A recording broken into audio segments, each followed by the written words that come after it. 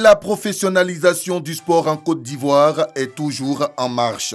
Après la mise en œuvre de la loi du sport, c'est au tour de l'économie du sport d'être au centre d'intérêt des autorités ivoiriennes à l'échelle internationale. Réunis à l'occasion de la 7e édition des rencontres internationales des grands événements sportifs, RIGES, le ministre des Sports Dao Paulin Claude et son homologue des PME, Félix Anoblé, ont participé au rendez-vous sportif phare dédié aux professionnels et entreprises de l'industrie du sport au monde.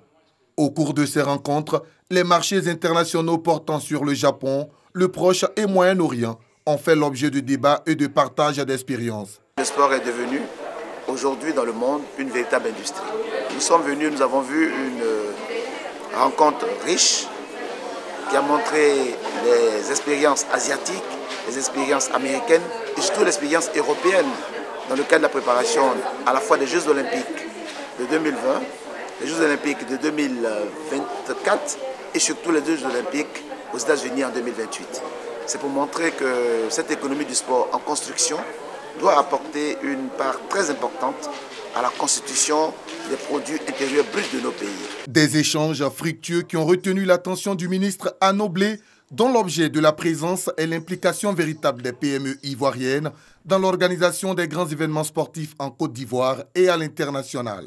Notre objectif, c'est de faire en sorte que l'événement qui approche bientôt en Côte d'Ivoire, la CAN 2023, soit profitable aux petites et moyennes entreprises de Côte d'Ivoire dans plusieurs domaines.